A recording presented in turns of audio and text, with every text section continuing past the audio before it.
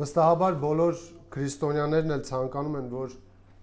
մարդիկ ճիշտ ճանաչեն Աստծուն։ Ուզում են, որ մեր Աստծո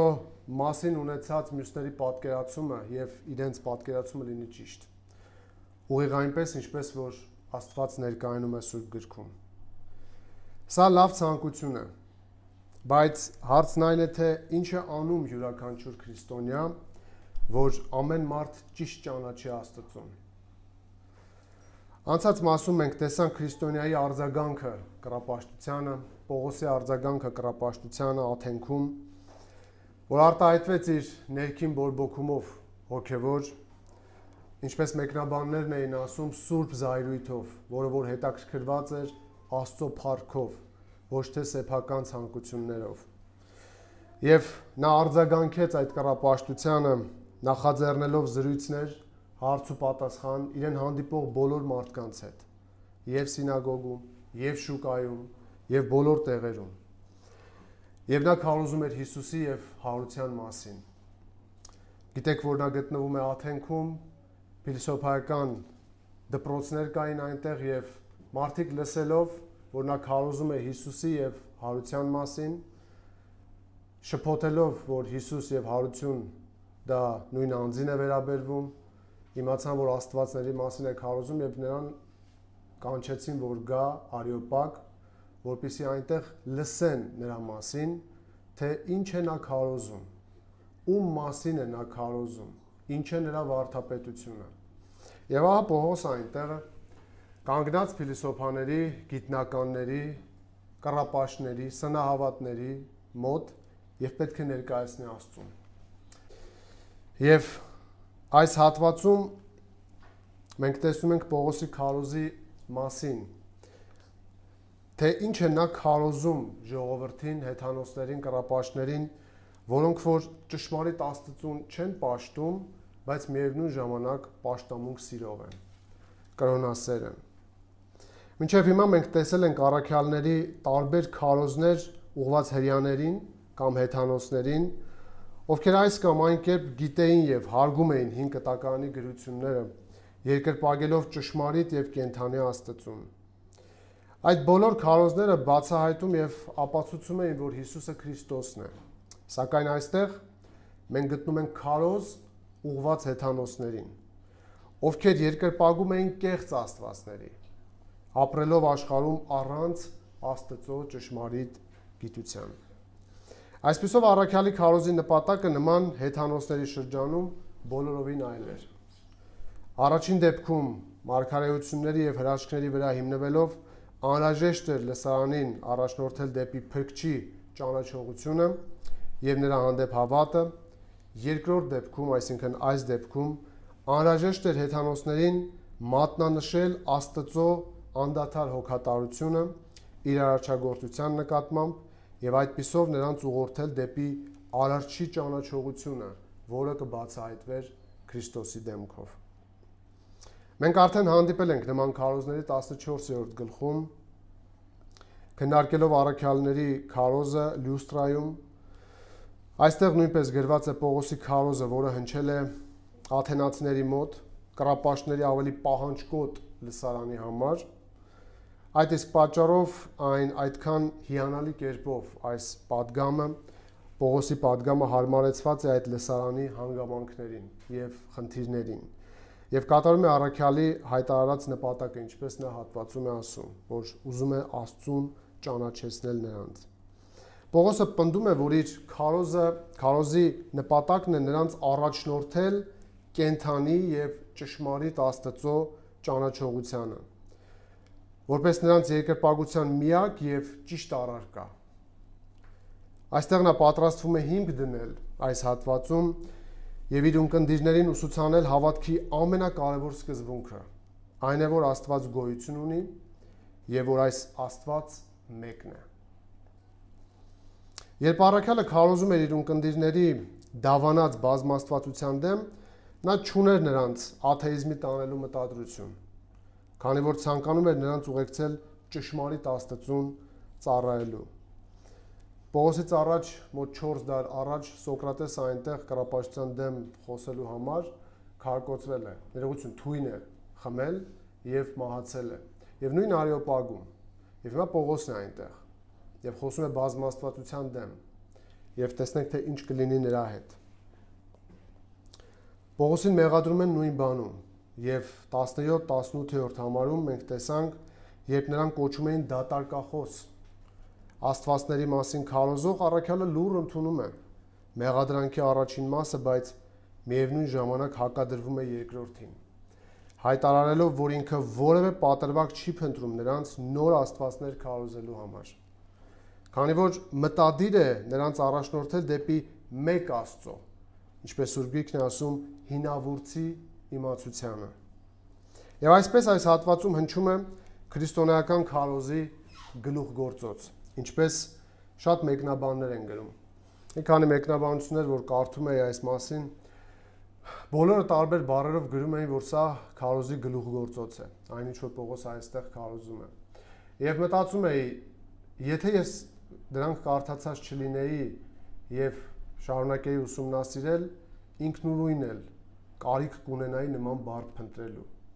որ այն գլուխգործոց է։ Եվ այս գլուխգործոց քարոզը, որը Սուրբ Հոգու կողմից ներշնչված Աստծո խոսքի գիտությամբ Պողոս առաքյալը փոխանցում է, այնքան լեցուն է, որ ես բաժանել եմ երկու մասի։ Եվ այսօր մենք առաջին մասը կուսումնասիրենք եւ ավելի մեծ մասը կուսումնասիրենք մյուս անգամ։ Այսպիսով այս հատվածում Պողոսը աթենքում է գիտության ու փիլիսոփայության մայրաքաղաքում, քաղաքը կռապաշտության մեջ է ընկղված, նա ներքուստ զայրացած է, անդադար հարց ու պատասխանների մեջ եւ քարոզում է ամենուր Հիսուսի մասին։ Հատվածի բաժանմանը եկեք նայենք, ես վերնագրել եմ հատվածը առաջին ճիշտ ներկայացնելու անհրաժեշտությունը, կամ մի ուրիշ վերնագիր եմ դրել, որ շատ ինձ դուր եկավ, բայց պետք է ընտրեմ սրանցից որը թողնել, ծանոթություն անծանոթ Աստծուն։ Հենց այն բառերով, ինչ որ Պողոսն է սկսում իր քարոզը։ Նայեք հատվածի բաժանմանը 22-23-րդ համարներում մենք տեսնում ենք Պողոսի քարոզի նախաբանը Աստծո մասին։ Նայեք 22-23-րդ համարներին եւ կարդանք եւ նայենք բաժանմանը։ Պողոսն էլ կանգնեց Արիսպագոսի մեջ եւ ասաց. Ով աթենացիք, ես տեսնում եմ, որ դուք շատ կրոնասեր եք,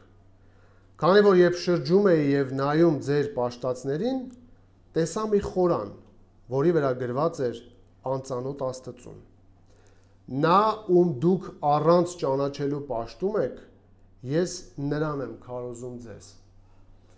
Եվ այնուհետև մեծ մաս 24-ից 29-րդ հատվածը քարոզի բովանդակությունն է, Աստծո ով լինելու մասին։ Շարունակում է Պողոսը. Աստված, որ ստեղծեց աշխարհը եւ այն ամենը, ինչ նրա մեջ է, նա երկնքի եւ երկրի Տերը լինելով, ձեռակեր տաճարներում չի բնակվում։ Ոչ էլ մարդկանց ձեռքով է պաշտվում, կարծես որևէ բանի կարիք ունի, քանի որ ինքն է բոլորին կյանք ու շունչ ու ամեն բան տվողը։ Եվ նույն արյունից մարդկանց բոլոր ազգերին ստեղծեց, որ ամբողջ երկրի երեսին բնակվեն, եւ հաստատեց նախակարգյալ ժամանակները եւ նրանց բնակության սահմանները, որ նրանք Աստծուն փնտրեն, որ խարխափելով թերևս գտնեն նրան,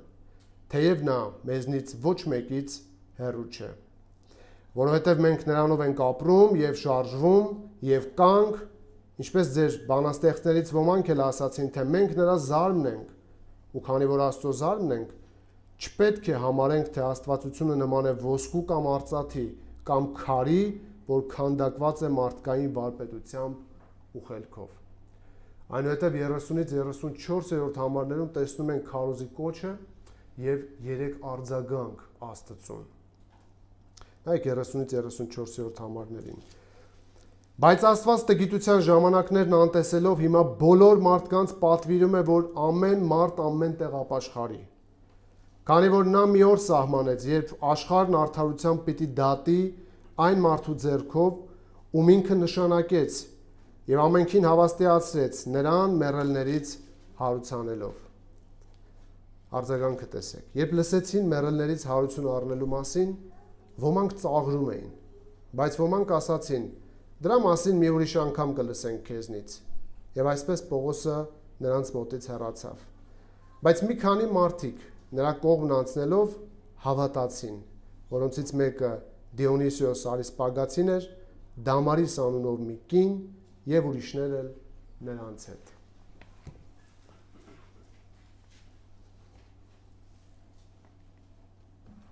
Հատվածում տեսնում ենք այս ճշմարտությունը,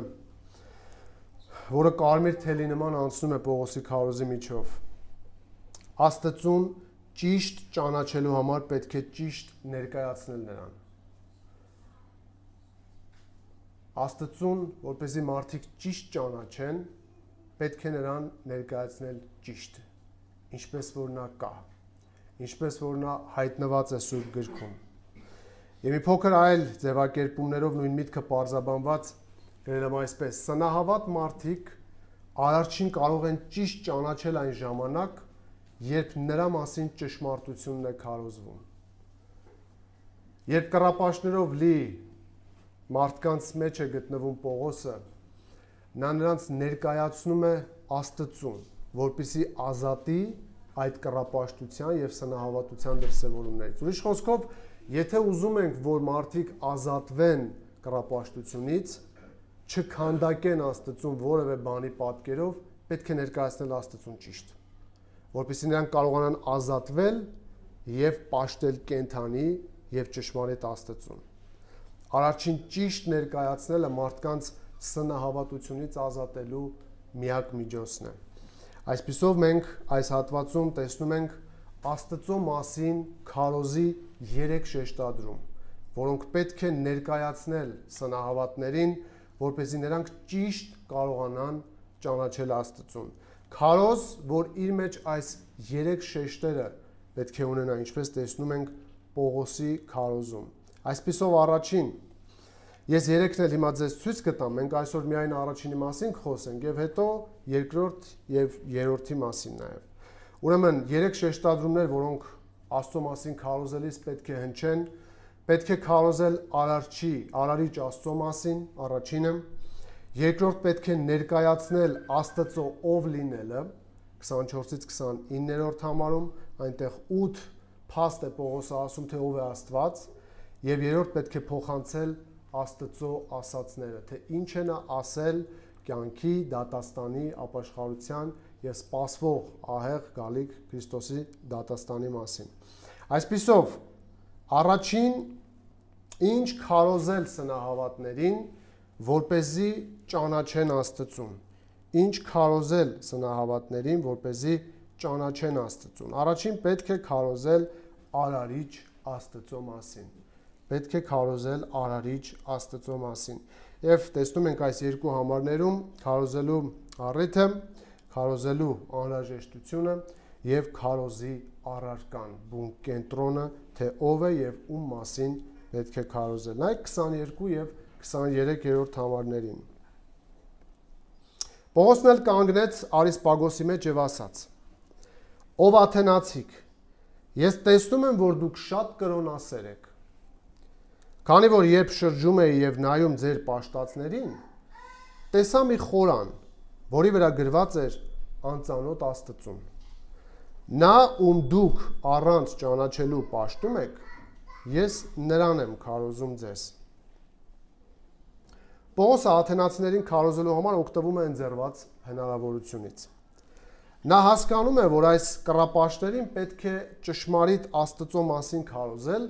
բայց ինչպես անել դա։ Որ նրանք լսեն, չէ որ նրանք նախորդ լսածներին վերաբերվում էին այնպես, որ Պողոսին կոչում էին դատարկախոս։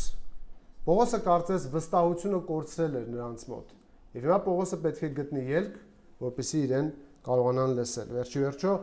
պահանջկոտ լսարան է հավաքված եւ մարդկանց դու չես կարող քիչ փաստեր ներկայացնել եւ համոզիչ փաստարկներ չբերելով քո տեսակետը հիմնավորել։ Պողոսը հենց քարոզելու համար է այնտեղ եւ ահա նա սկսում է իր քարոզը ցուցաբերելով իմաստուն մոտեցում։ Սնահավատ աթենացիներին քարոզելու համար Պողոսն օգտվեց նրանց կրոնասեր լինելու առիթից։ Եվ կարծես դուռ է դա, որ բացում է նրա համար իր քարոզը սկսելու։ Տեսեք, ասում եմ ես տեսնում եմ, որ դուք շատ կրոնասեր եք։ Սա հաճոյախոսություն չէ, սա կեղծավորություն չէ, սա վախկոտություն չէ, ոչ էլ զիջում է ճշմարտությունը, այլ իմաստուն նախաբան է։ Պողոսը ներկայացնում է այն հանգամանքը, թե ինչու պետք է այժմ քարոզի նրանց։ Պողոս, բայց այս մարդիկ քիչ առաջ կռապաշտ էին, դու վրդովում էիր, երբ տեսնում էիր քաղաքը կռապաշտության մեջ, իսկ հիմա իրենց կռապաշտ չես կոչում, կոչում ես կրոնասեր կամ սնահավատ, ինչու՞։ Պողոսի համար նրանք դեռևս կռապաշտ են, սակայն նա այստեղ սկսում է այն նախաբանով, որը նկարագրում է նրանց ձգտումները, մատնանշում նրանց հոգևոր վիճակը, վերաբերմունքը հոգևորի նկատմամբ։ Կրոնասեր բառը նշանակում է աստվածավախ, բարեպաշտ, կրոնական կանոնները մանրակրկիտ կատարող եւ նաեւ ունի սնահավատության իմաստը։ Որովհետեւ դուք հասկանաք ինչու եմ ես վերևում գրել սնահավատ, ես վերևում գրել եմ այն, ինչ որ Պողոսի մտքում է։ Պողոսի մտքում դրանք սնահավատ են, այսինքն սին ու փուչ բաների են հավատում, բայց նա դիմում է նրանց այդ բառի մեկ այլ երանգը նշելով, ընդգծելով, որը իր մեջ վիրավորական տար չեր ունենա։ Պարզապես կմատնանշեր նրանց հոգևոր ձգտումը։ Հունարենի մասնագետներն ասում են, որ այստեղ այս բառի նշանակություններից կրոնասերն է ավելի համապատասխան, քանի որ Պողոսը լսարանին չգրգռելու մոտեցում է ցույց տալիս, եւ նրանք էլ լսում են Պողոսին։ Եվ եթե նա գործածեր անմիջապես ուղիղ կռապաշտ կամ սնահավատ բառը, աթենացիները նրան չէին լսի, նա կկորցներ իր քարոզելու հնարավորությունը։ Այնպես որ սա իմաստուն քայլ է, որը անում է այստեղ Պողոսը իր քարոզը սկսելուց առաջ։ Նրանք պաշտամունքասեր են, ուրիշ թարգմանությամբ գրված էր, քանի որ Պողոսը ասում է, տեսնում եմ քաղաքը լցված է արձաններով։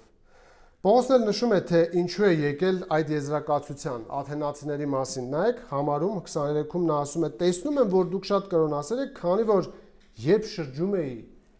եւ նայում ձեր պաշտածներին, տեսա մի խորան, որի վրա գրված էր անծանոթ Աստծուն։ Պողոսը կարծես հիմնավորում է, թե ինչու է հաջորդիվ քարոզելու Աստծո մասին։ Սկսում է կառուցել կոմունիկացիոն կամուրջ իր եւ լսարանի միջև։ Նա աթենացիների կրոնասիրությունը ներկայացնում է որպես նրանց հավատի դրսևորում, խնդրում եմ ուշադիր, հասկանալով, որ եթե նրանք նման բաներ են անում, ուրեմն դրանով ապացուցում են իրենց հավատի առկայությունը գերբնականի նկատմամբ։ Նրանց կրոնասիրությունը առիթ է հանդիսանում Պողոսի քարոզի համար եւ աթենացիները իրենց պաշտամունքասեր լինելով ապացուցում էին, որ իրենք ունեն ձգտում գերբնականի նկատմամբ։ Քանի որ ոչ ոք չի փնտրի մեկին, որի գոյությանը չի հավատում, այդպես չէ։ Եվ նրանք պետք է հավատան, որ կա մի Աստված, իրենց բոլոր աստվածությունների մեջ, որին նրանք չեն հավատում։ Իսկ ինչպես կարող էին նրանք իմանալ Աստծո մեկ լինելու մասին։ Եվ ինչ փաստեր կան Աստծո գոյության։ Բախվել եք այս զրույցներին երբևէ Աստծո գոյության մասին։ Տեսեք Մակարդուրն ինչ է գրում սրա վերաբերյալ, այնքան բան էր գրել, որ չգիտեի որն առանձնացնել։ Գրում է այսպես. Աստվածաշունչը որևէ պաշտոնական փաստարկ չի առաջարկում Աստծո գոյության համար։ Այսինքն չկա բաժին, որ գրված լինի Աստծո գոյության պաշտոնական փաստարկները, բայց ունի շատ համոզիչ վկայություններ։ Նրա գոյությունը վերջին հաշվով հայտնության եւ հավատի հարց է։ Քանի որ Եբրայեցիս 11:6-ում ասում է գրված է այսպես, բայց առանց հավատի անկարելի է Աստծուն հաճո լինել, որովհետեւ Աստծուն մոտեցողը պետք է հավատա, որ նա կա եւ իրեն փնտրողներին վարձահատույց է լինում։ Նաև ասում եմ, որ դա հայտնության հարց է։ Օրինակ Հովհաննես 1:18-ում այսպես է գրված. Աստծուն ոչ ոք երբեք չի տեսել, բացի միածին որդուց, որ հոր ծոցում է, նա է մեզ նրա մասին հայտնել։ Սակայն նման հավատքը կույր ցածկ չէ դեպի անհայտը։ Այն հիմնված է փաստերի վրա։ Եվ Աստվածաշունչը հզոր եւ համոզիչ ապացույցներ է տրամադրում Աստծո գոյության համար։ Օրինակ, արտաքին ապացույց, հիշում եք գրված է երկինքը, պատմում է Աստծո փառքը եւ երկնքի հաստատությունը հռչակում նրա ձեռքի գործերը, Սաղմոս 19:2։ Ներքուստ Աստծո մասին իմանալը մարդկանց պարզ է, որովհետև Հռոմեացիս 1:19-20-ում գրված է Աստված դա հայտնել է նրանց։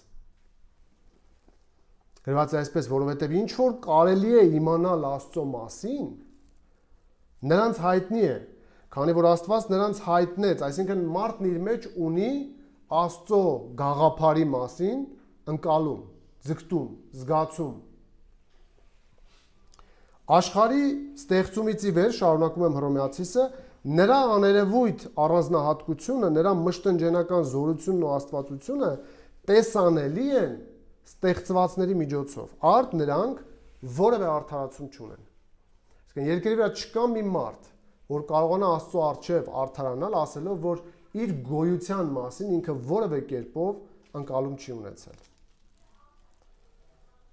Աստծո գոյությունը սովորաբար ապացուցում են 4 հիմնական եղանակով, եւ ես ձեզ համար առանձնացրել եմ այս 4-ը, պարզապես եւ իմանալու եւ նաեւ օգտագործելու զրույցների մեջ, որովհետեւ սա այն է, ինչ որ Պողոսն էլ է այստեղ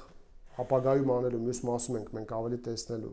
Ես առանձնացրել եմ Կրուդեմի գրքից 4 այս տեղերը, որոնք որ հիմնական, այսինքն եղանակները, որոնք որ ցույց են տալիս, թե ինչպես կարելի է ապացուցել Աստծո գոյությունը, աշխարհում տարածված միջոցները։ Առաջին կոչվում է կոսմոլոգիական ապացույց, այսինքն աշխարհի պատճառը։ Ամեն ինչ գոյություն ունի պատճառ, ուստի աշխարհն էլ պետք է ունենա մի գերագույն պատճառ, որը Աստված է։ Այսինքն այս տեսակետով մարդիկ կարողանում են տրամաբանորեն հետևանքին նայելով պատկերացում կազմել պատճառի մասին։ Մտածելով, որ եթե կա հետևանք, ուրեմն այն պետք է ունենա պատճառ։ Եվ պատճառ-հետևանք հարաբերակցությունը զարգացնելով հասնում են վերջնական պատճառին։ Եվ պատճառների պատճառը որպես հանդիսանում է Աստված։ Սա կոչվում է կոսմոլոգիական ապացույց։ Կա նաև տելեոլոգիական ապացույց, որը նպատակային ապացույցն է։ Սա ինչ է ցույց տալիս։ Աշխարհի կարգն ու հարմոնիան ցույց են տալիս, որ այն ստեղծվել է մի նպատակով, եւ այդ նպատակային պլանը ստեղծողը պետք է լինի իմաստուն Աստված։ Այսինքն մարդիկ ուշադրություն են դարձնում կյանքի ներդաշնակությանը, ամեն բանի իրար հետ փոխկապակցվածությունը,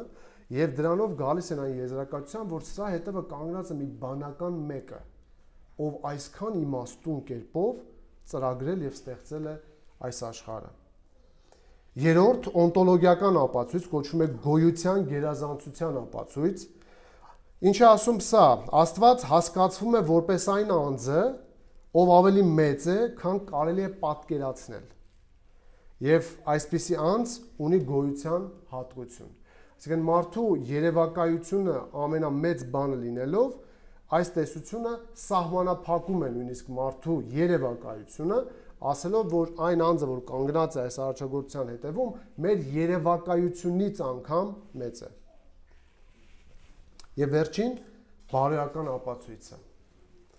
Արդարության եւ բարու զգացում։ Մարդկանց բարոյական զգացումը եւ արդարության փափագը ցույց են տալիս, որ գոյություն ունի Աստված, որ մի օր կբերի արդար դատաստան։ Միջայլոց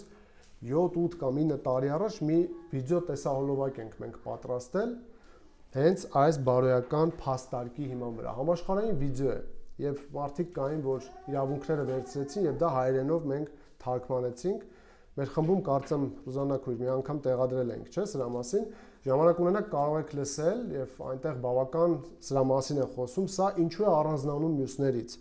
Բարոյականության փաստարկը, որովհետեւ սրանով դուք կարող եք ցանկացած մարդու արագ փակուղի մտցնել։ Բոլորի մեջ կա փափակ, ձգտում արդարության, բոլորն իրենց արդարության ընկալումները ունենալով, դուք կարող եք դրանով ցույց տալ, որ գոյություն ունի Աստված։ Ինչպես։ Եթե մեկը ժխտի, որ գոյություն ունի օբյեկտիվ բարոյականություն, այսինքն օբյեկտիվ արդարություն, օբյեկտիվ բարոյականություն, որ հատուկ է բոլորին, դու կարող ես իրեն ասել, արի ես քեզ մոտ ապտակ եմ, կամ օրինակ իր գումարները վերցնել, եւ տեսնես ինչպես կարձագանքի։ Եթե նա իրավունք պահանջեց, պետք է հարցնես որտեղից դա, ով է ասել։ Եվ նա այս տրամաբանական հերթականությամբ իրավունքի մասին մտորելիս հասնելու է վերջում միտեղ, ասի ուրեմն կա օբյեկտիվ մի ճիշտ, մի ճշմարտություն, որը որ նույնիսկ եթե գրավոր տված չլիներ որևէ բան, մարդու սրտում դրել է արդարության վերաբերյալ ձգտում։ Եվ սա հիմնական եղանակներից մեկն է, որը որ տարածված է, որով հնարավոր է զրույցների ժամանակ մարդուն փակուղի մտցնել, որովհետև աթեիստների տրամաբանությունը իրականում անհիմն է, եւ ոչ միայն աթեիստների, կլինեն դեիստներ եւ ուրիշ ագնոստիկներ, այսինքն այն, որ նրանք կարող էին հավատալ, որ կա մեկ Աստված, աթենացիները, բայց թե ով է նա, նրանք հաստատ չէին ճանաչում, եւ Պողոսը հենց մատնանշում է այդ փաստը, ասելով նա ում դուք առանց ճանաչելու պաշտում եք, ես նրան եմ քարոզում։ Եվ սա արդեն ցույց է տալիս Պողոսի քարոզելու անհրաժեշտությունը։ Ինչու է անհրաժեշտ, որ նա քարոզի, ասում է, քանի որ նայեք բացատրում, ասում է, քանի որ երբ շրջում էի եւ նայում ձեր պաշտածներին, տեսա մի խորան, որի վրա գրված էր անծանոթ Աստծուն։ Պողոսը նշելով նրանց կրոնասիրության մասին գալիս է ավելի առարկայական նկարագրությունների, խոսելով իր տեսածների մասին, ինչ է տեսել։ Նա ասում է, որ երբ շրջում էր, նայում էր, թե ինչպես են, ինչերի են նրանք պաշտում, տեսել է մի խորան, որի վրա գրված էր անծանոթ Աստծուն։ Ինչու էին գրել անծանոթ Աստծուն։ Պատմությունից Մեթյուելին այսպես է մեկնաբանում, ասում է, պատմում են, որ մի անգամ, երբ Աթենքում մոլեգնող ժանտախտի պատճառով ժողովուրդը զոհեր էր մատուցում իր բոլոր աստվածներին, նախ մի Աստծո, ապա մյուսին, այսինքն թե որը կստացվի, ով կօգնի իրենց, առաջարկություն եղավ մի քանի ոչխար բաց թողնել եւ այնտեղ, որտեղ նրանք պառկեն, զոհասեղան կկառուցեն։ Ճշմարիտ Աստծուն, այսինքն այն Աստծուն, որը կկարողանար ժանտախտը կանգնեցնել։ Այն ժամանակ աթենացիները, ովքեր չգիտեին այդ Աստծո անունը, հետեւյալ մակագրությունը արեցին. անհայտ կամ անծանոթ Աստծուն։ Այսինքն ինչ որ մեկը օգնել է, բայց թե ով է չգիտենք։ Դրա համար գրում ենք անծանոթ Աստծուն։ Նա գրում է, ասում է, լավագույն հույն պատմաբաններից մյուսները պնդում են, որ աթենացիներն ունեին բազմաթիվ զոհասեղաններ, ինչպես Պողոսն է այստեղ նշում, հետևյալ մակագրություններով. Ասիայի, Եվրոպայի եւ Աֆրիկայի աստվածներին, անհայտ Աստծուն, իսկ որոշ մերձակա երկրներում ըստ Ղուկիանոսի սովորություն կար երդվել Աստծով, որն անհայտ էր Աթենքի համար։ Պողոսը նրանց անտեղյակության փաստը օգտագործում է որպես քարոզելու անհրաժեշտություն։ Մարդկանց անտեղյակությունը օգտագործում է որպես կարիք, որ ներկայացնի, որ կարիք կա, որ հիմա ես ձեզ խոսեմ Աստծո մասին։ Այսինքն արդարացի կերպով Պողոսը նախապատրաստվում է քարոզելու, օգտագործելով նրանց իսկ անտեղյակությունը։ Տեսնում եք ինչպես է հնարավոր օգտագործել մարդկանց կրոնասիրությունը որպես առիթ քարոզելու համար։ Սա իմաստուն մոտեցում է։ Տեսնում եք նաև այն, թե մարդկանց անտեղյակությունն ինչպես կարելի է օգտագործել նրանց քարոզելու համար։ Պողոսն ասում է, քանի որ երբ շրջում էի, նայում էի, տեսա, գրված էր անծանոթ Աստծուն, ես քարոզում եմ նրա մասին։ Քանի որ դա նշանակում է դուք ինձ առիթ տվեցիք, որ ես խոսեմ Աստծո մասին։ Ահա նրանց անտեղյակությունը, նրանց անտեղյակ պաշտամունքը, այսպիսին է սնահավատությունը, սիրելիներ։ Այն սիրում է պաշտամունք, բայց կույր է։ Այն պաշտում է, բայց չգիտի թե ում։ Նա առանց ճանաչելու է դա անում, ինչպես Պողոսն է ասում։ Դրա համար պետք է քարոզել Արարչի մասին, ում մասին լսելով կկարողանան լուսավորվել եւ սատանայի կողմից տարբեր թեզերով բռնված մարդիկ ճիշտ կկարողանան ընկալել եւ ճանաչել Աստծուն։ Պողոսը հաստատում է, որ նրանք սիրում են պաշտամունք, սիրում են կրոն, պատրաստել են բազում արձաններ, բագիններ եւ այս ամենը դարձնում է իր քարոզի համար նախաբան, գեղեցիկ մուտք։ Այս իմաստուն քայլով նա հնարավորություն է տալիս իրեն լսելու, որ մարդիկ կարողանան լսել եւ ոչ թե թշնամական տրամադրվածություն ստեղծելու։ Կարելի է այստեղից հետևություն անել, խնդրում եմ ուշադիր։ Աստծո մասին մարդկանց սխալ պատկերացումները օգտագործեք ոչ թե նրանց վիրավորելու, այլ Տիրոջ մասին քարոզելու, կամուրջ ստեղծելու համար։ Չորս կողմը մարդիկ կարող են իրենց սխալ պատկերացումների համաձայն ցույց տալ հոգևորություն։ Եվ հարցը է, երբ դու առնչվում ես, բախվում ես այդ իրականությանը, որ տեսնում ես, որ դա սխալ է, մեր Աստծուն չի ուղված, կռապաշտություն է, ինչպես ես արձագանքում, կամ դու կարող ես նրանց անտեղյակությունը, նրանց կրոնասիրությունը օգտագործել որպես հարթակ խոսելու ճշմարիտ Աստծո մասին, կամ կարող ես անցնել վիրավորանքների։ Մտածելով, որ դա քո պատասխանատվությունն է, որ հիմա այդ ճակատին միանգամից գնահատես իր հոգևոր դրությունը։ Պողոսը չգոռաց, «Հեյ, կռապաշտներ, սատանայի զավակներ, դժոխքի թեկնածուներ, ինձ լսեք»։ Նա իմաստուն եւ հովվական մոտեցում ցույց տվեց եւ մթնոլորտը չլարելով օգնեց, որ լսեն իրեն։ Քանի որ իր նպատակն էր Տիրոջը ճիշտ ներկայացնելը, ոչ թե պարզապես վիրավորող գնահատականներ տալը։ Սա Պողոսի հենման կետն էր։ Եվ նրանց պաշտամունքասեր լինելը նա ներկայացրեց որպես առիթ խոսելու իրական պաշտամունքի մասին։ Այնպես որ հիշեք, սիրելիներ, մարդկանց սխալ պատկերացումները առիթ են ճշտի մասին խոսելու համար։ Ես չգիտեմ դուք հանդիպել եք թե ոչ, իմ շրջապատում ես հանդիպել եմ մի քանի մարդու, ովքեր այս կետում սայթակում են։ Շատ առիթներ են ունենում խոսելու, բայց իրենց պարտք են համարում անմիջապես մարդու գնահատականը հնչեցնել։ Մտածելով, որ դա քրիստոնեական անկեղծություն է, որ դա պատասխանատվություն է։ Հարցն այն չէ, որ Պողոսը իրենց չէր վերաբերվում կռապաշտ։ Իսկ ինչու է Պողոսը հիմա ընտրում կրոնասեր տերմինը։ Ինչու է նրանց խոսում այնպես, որ կարողանա նրանց սխալ պատկերացումները ուղղորդել դեպի ճշմարիտ Աստծուն։ Իսկ եթե առիթ չունենար նա խոսելու, վստահաբար միանգամից գնահատականը կտար։ Բայց քանի կարելի է օգտվել, չլարել մթնոլորտը, որպեսզի մարդը կարողանա քեզ լսել։ Պողոսը հաջորդ համարում այդ կամուրջի հիմքերը գցեց արդեն, որով էլ մոտեցավ Աստծո մասին քարոզելու բուն թեմային։ Եվ այդ ցնցող պատգամը, որ 24-ից 29-րդ համարներում է նա տալիս, դա չէր հնչի, եթե հիմա ինքը այստեղ չօգտվեր այս լավ հնարավորությունից։ Նա 23-րդ համարի երկրորդ մասում հիմնավորում է իր գնահատականը, նրանց կրոնասեր լինելու եւ նշում կոնկրետ այն կետը, որ իր թաքնված մտադրության արտահայտման համար հիմք կհանդիսանար։ Ինչ էր նա մտադրվել ասելու։ Դա նրանց անտեղյակությունն էր։ Տեսեք, նա ում դուք առանց ճանաչելու պաշտում եք։ Հարց յուրաքանչյուրի սիրելիներ։ Ուշադիր ենք շրջապատի սնահավատության դրսևորումներին, թե ոչ։ Նկատում ենք մարդկանց պաշտամունքասեր լինելը կամ հոգևոր ձգտումներ ունենալը, որոնք կարող են արտահայտվել տարբեր ձևերով։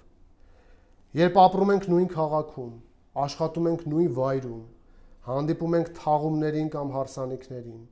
նույն երթուղայինի մեջ ենք լինում, նկատում եք մարդկանց մոլորվածության դրսևորումները։ Եթե ամենահասարակը ձեզ ասեմ, որ ամեն օր կարող եք հանդիպել, նույնիսկ երթուղայինի մեջ են մարդիկ, դա ցույց է տալիս իր հոգևորության ձգտումը։ Դա առիթ կարող է լինել ոչ թե վիրավորելու, այլ կոմունիկացիայի մտնելու։ Ինչու դա արեցիր։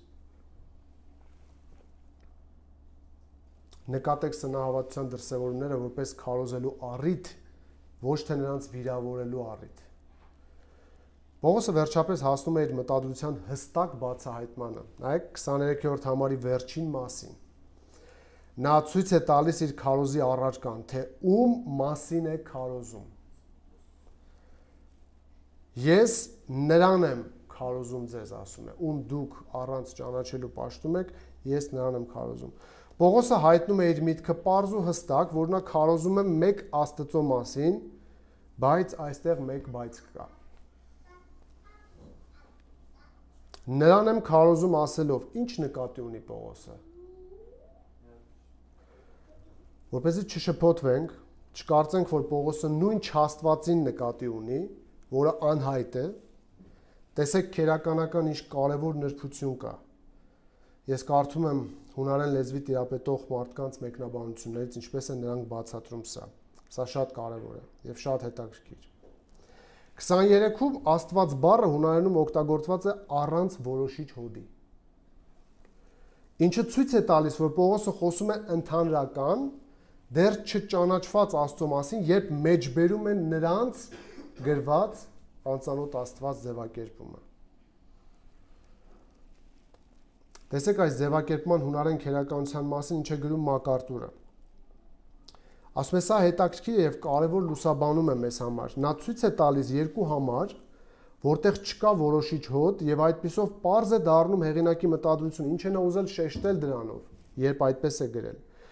Օրինակ առաջին Կորինթացիս 14:2-ում բազմաչարչար լեզուների պահը, հիշում եք այդ համարները, հա։ Եվ մեր այս հատվածում, այս երկու տեղերում գրված է այդ նույն, այսինքն չկա այդ որոշիչ հոդը։ Օրինակ, առաջին Կորինթացիս 14:2-ում, որտեղ գրված է, որովհետև լեզուներով խոսողը մարդկանց հետ չի խոսում, այլ Աստծու։ Քանի որ ոչ ոք չի հասկանում, նա հոգով ներշնչված խորհուրդներ է հայտնում։ Օրինակ այս համարում Աստված բառը չունի որոշիչ հոդ, որը ցույց է տալիս, որ խոսքը կոնկրետ Աստծո մասին չէ։ Եվ հաշվի առնելով Կորինթացիներից շատերի հեթանոսական անցյալը, ինչպես հենց գլուխն էլ սկսում է Պողոսը,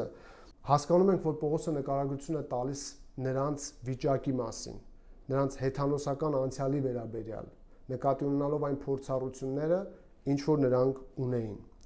Եվ այս մեկ փաստն էլ այն է, որ Աստվածաշնչում ոչ մի հիշատակում չկա այն մասին, որ հավատացյալը երբևէ Աստծո հետ խոսել է մարդկային լեզվից բացի այլ որևէ լեզվով։ Եվ նա գրում է, որ նույնն է Գործք առաքելոց 17:23-ում, որտեղ որ գրած է անծանոթ Աստծուն։ Այնպես որ որոշիչ հոդի բացակայությունը թույլ է տալիս սիրելիներ, որ Պողոսը հասկանանք, որ Պողոսը երբ ասում է անծանոթ Աստծուն, դա պարզապես մեջբերում է նրանց գրվածը, բայց երբ ասում են նրան եմ քարոզում, նկատի ունի արարիչ Աստծուն։ Սա կարևոր է, քանի որ Պողոսի քարոզի նպատակն է լսողներին ներկայացնել ճշմարիտ Աստծուն, որին իրենք դեռևս չէին ճանաչում։ Այսինքն Պողոսը օգտագործում է նրանց նկատի ունեցած միակ Աստծո գաղափարը ճշմարիտ Յահվեին քարոզելու համար։ Համարում հստակ նշվում է, որ Պողոսի համար նա ում մասին նա քարոզում է, այդ մեկը անձ է։ Անձի մասին է խոսքը։ Նայեք համարին, նրան եմ քարոզում ձեզ։ Պողոսը հերթական չաստված չէր ավելացնում աթենացիների լեփ-լեցուն կռապաշտության վրա, այլ խոսում է անձի մասին, ում սկսում է ներկայացնել։ Աստված անձ է, ոչ թե անանձ ուժ կամ գաղափար։ Սա արդեն հարված է կռապաշտության ողնաշարին։ Մեկ օրինակ իմ կյանքից պատմեմ ձեզ։ Մտորելիս հիշեցի սա, երբ զրույց ունեցա մեկի հետ, ով պնդում էր, որ Աստված մեկ է, բայց անձ չէ։ Սա 2024-25 թվականին նույնիսկ մեր Viber-ի խմբում կա, ձեզ ուղարկել էի այդ ժամանակ այս գրառման հետ միասին։ Այս անձը մեր զբոսավարն է։ Եգիպտոսում ենք, Լուքսոր քաղաքում։ Մի փոքր հումորային գրել էի, որ նրա ոտքերի դիրքը ցույց է տալիս մեր շոշափած թեմայի բարդությունը։ Նրա հետ բավականին խոսեցինք մեկ աստվածության մասին։ Նա ամբողջ ճանապարհին մեզ պատմում էր Եգիպտոսի աստվածների մասին եւ ընդհանրապես Աստծո գոյության եւ Աստծո գաղափարի մասին եւ ասում էր կա միայն մեկ Աստված, ինքն էր ասում ամբողջ ճանապարհին։ Հետո երբ հասանք այդ Կառնակի տաճարի մոտ, ես մոտեցա իրեն եւ անկեղծորեն ասացի, որ ձեզ հաճելի է լսել, որովհետեւ պատմությունը շատ լավ եք պատմում։ Ազնիվ լինելու համար կասեմ, որ մտքումս Պողոսի այս մոտեցումն էր դրա համար եւ նաեւ գտա այնպիսի բան, որ իսկապես ազնիվ կլիներ, ես սուտ չեմ խոսել, իսկապես նա շատ հաճելի, լավ պատմում էր, ես կարողանում էի լսել, կարողանում էի հասկանալ։ Եվ երբ ասաց շնորհակալություն, ասացի, ձեզ մի հարց ունեմ։ Ասաց, խնդրեմ։ Ասացի, ով է այդ մեկ Աստվածը։ Ում նկատի ունեք։ Ընթերցում եմ նրա պատասխանը։ Տեսեք, եթե երևում է ձեզ, կարող եք կարդալ։ Ասաց այսպես. կարևորը որ նա անձ չէ։ Պետք է անձերի չփնտրենք, եւ եթե անձեր փնտրենք, կմոլորվենք։ Ասացի, եթե թույլ տաք, ես ձեզ ուզում եմ բացատրել տրամաբանությունը Հիսուսի անձ դառնալու, մարմնավորվելու։ Եվ թե ինչու է Աստված անձ, ինչու է Հիսուսը անձ։ Եվ հրաշալի զրույց ունեցանք նրա հետ։ Ճիշտ է, ես չեմ ակնկալում, որ նրա բոլոր հարցերին ես պատասխանեցի, որտեղ ժամանակ չկար, բայց մեղքի, մեղավորության, Աստծո անձ լինելու, Հիսուսի մարմնավորման պատճառների մասին խոսեցինք։ Բանն այն է, որ նա հավատում էր, որ կա մեկ Աստված, բայց այդ Աստվածը անձ չէր եւ անծանոթ մեկն էր իրեն։ Նա չէր կարող հասկանալ, թե ով է նա։ Նկատել եք շրջապատում, երբ մարդկանց ասեք Աստված, դա ընդունելի տերմին է։ Հերիք է դուք անձնավորեք եւ ասեք, գիտեք, ես ում նկատի ունեմ, ում մասին ենք խոսում, ձեր զրույցը կամ փակուղի կգնա, կամ հաջորդ փուլ կմտնի։ Առավել եւս, եթե անձնավորեք արդեն Քրիստոսով, ասեք, որ Հիսուսի մասին ենք քարոզում։ Իսկ ինչու են մարդիկ հեշտ արձագանքում Աստված տերմինին։ Որովհետև դա լայն հնարավորություն է տալիս պաշտելու ում որ ուզես։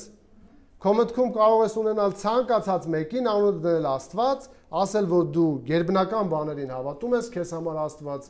ուժ է կամ անանձ մեկն է կամ գաղափար է եւ հանգիստ խղճով ապրել։ Պողոս այստեղ այդ չի անում, ասում է, ես ձեր կրոնասիրությունը տեսնելով, օգտվելով դրանից, տեսնում եմ, որ դուք ձգտում ունեք հոգևորության նկատմամբ եւ որպես ապացույց այսքան պաշտամունքասեր եք, այսքան բաներ եք պատրաստել եւ նույնիսկ ունեք գրված անծանոթ Աստծուն, ես եկել եմ ձեզ ծանոթացնելու նրա հետ։ Նա անձ է։ Ահա թե ով է Պողոսի քարոզի առարկան, թեման անձը միակ ու ճշմարիտ Աստվածը, ում մասին շուտով կսկսի մանրամասնել, պատմել եւ կավարտի միտքը Հիսուսի մասին քարոզելով։ Հարց մտորելու համար մեզ սիրելիներ։ Արդյոք մեր առօրյայում փնտրում ենք առիթներ մարդկանց Աստծո հետ ծանոթացնելու համար։ Քարոզելու Արարչի մասին, ճիշտ ներկայացնելու նրան։ Արդյոք Արարչին մենք ճիշտ ենք ներկայացնում։ Կարող եք մտորել հիմա ձեր աստվածաբանական գիտելիքների մասին։ Ես ձեզ խորհուրդ կտամ հաջորդ հատվածը ոչ միայն ընթերցել շաբաթվա ընթացքում, այլ ուսումնասիրել։ Ինչեւ որ մենք ուսումնասիրենք։ Պողոսի ամեն միտքը ծանրաբեռնված է աստվածաբանությամբ։ Նա ճշգրիտ ներկայացնում է Աստծուն, որով որ հերթով քանդում է կռապաշտության սխալ ընկալումները Աստծո մասին։ Ինչու, որովհետև նա գիտի ով է եւ ինչպիսին է Աստված եւ նա ճիշտ ներկայացնում է մարդկանց։ Արդյոք վստահ ենք, որ նա անձ է։ Նա միակն է, նա անծանոթ չէ մեզ, որի համար ունենք եւ արտաքին վկայություններ եւ ներքին, եւ մեր հոգին էլ Աբբա հայր է դիմում նրան։ Արդյոք կարողանում ենք իմաստությամբ վարվել մարդկանց սխալ համոզմունքների հետ։ Արդյոք մենք խորապես գիտակցում ենք, որ մարդկանց սնահավատություններից ազատվելու միջոցը ճշմարիտ Աստծուն ճանաչեցնելն է Հիսուս Քրիստոսի դեմքով։ Այսպիսով կրոնասիրությունը սնահավատությունը ցույց է տալիս, սա հիշեք խնդրում, սա կարևոր է, ցույց է տալիս, որ մարդիկ ունեն հավատ գերբնականի նկատմամբ։ Եվ պետք է նկատել դա քարոզելու առիթ եւ մարդկանց անտեղյակությունն էլ պետք է նկատել որպես անհրաժեշտություն ճշմարիտ Աստծո հետ ծանոթացնելու համար, քանի որ յուրաքանչյուրն իր անծանոթ Աստծուն ունի այսօր։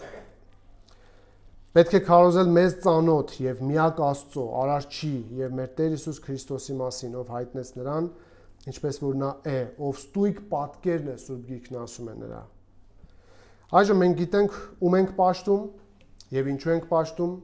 Մենք կրոնասեր չենք, այլ Աստվածասեր, մենք չունենք աստվածներ, այլ ունենք Աստված, Հայր, Որդի եւ Սուրբ Հոգի, երեք անձ մեկ բնությամբ։ Ինչ դասեր կարող ենք վերցնել այս համարներից։ Առաջին, սնահավատությունը նկատեք որպես առիթ քարոզելու համար։ Սնահավատության ցանկացած դրսևորում, երբ առօրյայում տեսնեք, նկատեք դա առիթ քարոզելու համար։ Հիշեք, որ մարդը, սա կարևոր միտք է, ներքին պահանջ ունի պաշտամունքի, որի մասին դեռ Պողոսը կգրի 27-րդ համարում, որ Աստծուն փնտրեն։ Յուրաքանչյուր մարդու մեջ կա այդ ներքին պահանջը։ Մտածել եք երբևէ, ինչու են բոլորը ուզում պաշտել ինչ-որ մեկի։ դա դրված է մարդու մեջ։ Եվ դուք կարող եք դա հիշելով տեսնել նույնիսկ սխալ դրսևորումները եւ օգտվել դրանից իմաստությամբ տանելու նրանց ճշմարիտ Աստված ճանաչողության։ Հիշեք, որ յուրաքանչյուր մարդու մեջ կա Աստծո գոյության մասին զգացում եւ հիշեք, որ այն մեղքի պատճառով աղավաղվել է եւ այժմ իր սրտում մեղավորը ասում է Աստված չկա։ Սաղմոս 14:1 անմիտն իր սրտում ասաց, թե Աստված չկա, ապականվեցին, գարշելի գործեր արեցին, չկա մեկը, որ բարին կատարի։ Համարում նկատում եք, որ այդ գարշելիությունները ուղիղ կապված են նրանց պնդման հետ։ Աստված չկա պնդումը դա փորձ է քողարկելու նրա մասին գոյությունը, պատասխանատվության առաջ չկանգնելու համար։ Մի զարմացեք, որ մարդու պաշտամունքի պահանջը դրսևորվի ամենաանհեթեթ դրսևորումներով։ Դա կրկին փաստում է, որ նա կարիք ունի ճանաչելու Աստծուն, որ ազատվի կռապաշտությունից։ Օգտագործեք մարդկանց սխալ համոզմունքները ոչ թե որպես վիրավորելու առիթ, այլ ուղղորդելու առիթ, նրանց ճիշտ մտորումների տանելու առիթ։ Իմաստությամբ վարվեք ձեր լսարանի հետ եւ ընտրեք խոսելու այնպիսի բառեր, որոնք կլինեն ոչ սուտ, բայց չլարող ու չգրգռող։ Կառուցեք կոմունիկացիոն կամուրջ ձեր լսարանի եւ ձեր միջև։ Եվ ձեր առօրյայում ուշադիր եղեք եւ աղոթքի մեջ եղեք, որ Տերը ցույց տա խոսելու առիթները, ուղղորդի ճիշտ տեղում, ճիշտ հարցից բռնվելու եւ իր մասին ճիշտ քարոզելու համար։ Սա առաջին։ Ցնահավատությունը նկատեք որպես առիթ քարոզելու համար։ Երկրորդ, մարդկանց անտեղյակությունը ներկայացրեք որպես քարոզելու անհրաժեշտություն։ Մարդկանց անտեղյակությունը ներկայացրեք որպես քարոզելու անհրաժեշտություն։ Հիշեք, որ սնահավատությունը չունի վերջնական ճանաչողություն։ Այն կույր է, այն չունի գիտակցված հասցեատեր։ Եղել է, որ զրուցեք սնահավատ մեկի հետ, մի քանի հարց տակ, երկրորդից չի կարողանում պատասխանել։ Օրինակ ասում ես, ինչու ես աղը որ թափվում է, չգիտեմ, խաչ անում, կամ թութու անում, կամ շորդ կծում։ Երբ որ 1-2 հարց ես տալիս, նա չի կարողանում պատասխանել, որովհետև չունի վերջնական նպատակ, հասցեատեր, պատկերացում, գաղափար, իր հավատը կույր է։ Այն կապված է ինչ-որ տեսանելի բանի հետ, բայց չունի հասցեատեր վերջնական։ Մի անգամ գերեզմանոցում էինք եւ այդ անգամ ինձ իրավունք վերապահեցի խոսել, իմ հոր առիթով էինք այնտեղ եւ մեկը ինձ վերջում ասաց խունկն էինք վառում, դա էլ պարզապես մենք բնականաբար դրա մեջ ինչ-որ հավատ չենք դնում եւ վերջում ասացի խունկը, եղբորս ասացի դիր մեքենան,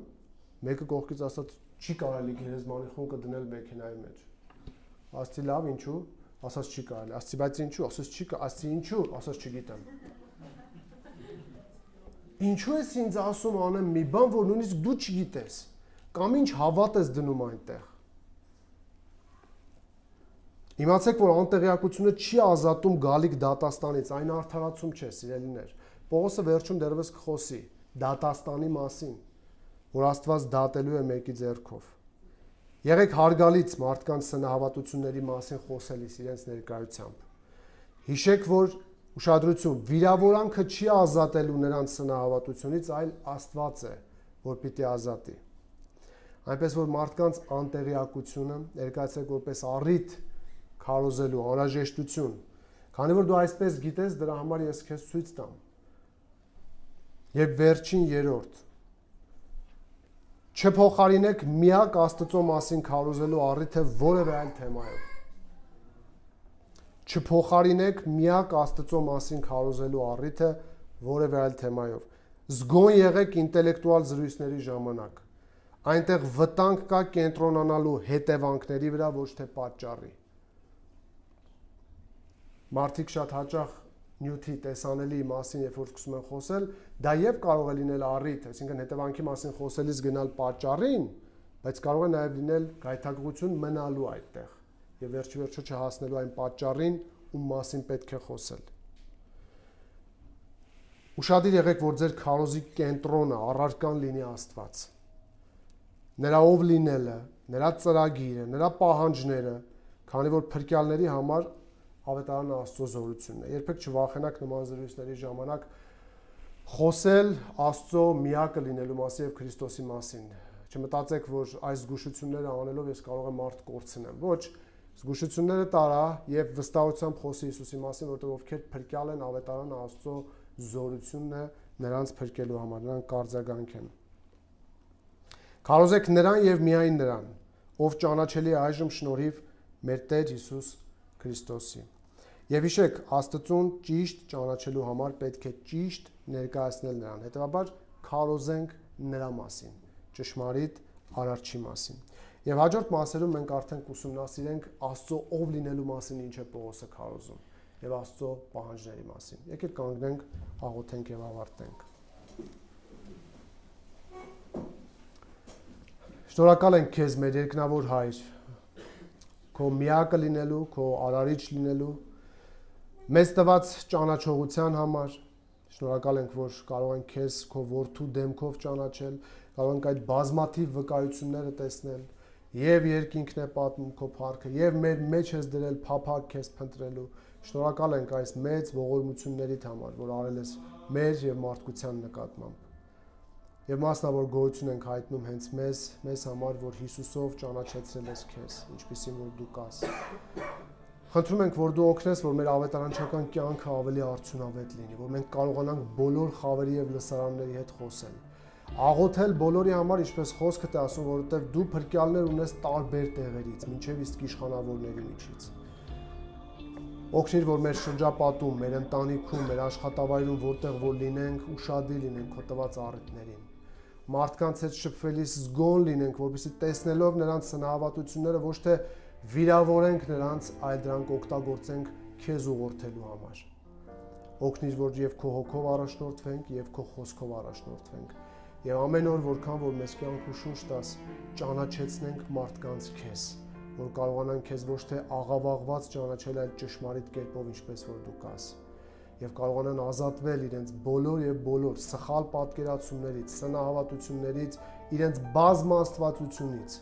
եւ վերադառնան միակ ու ճշմարիտ Աստծո պաշտամունքին։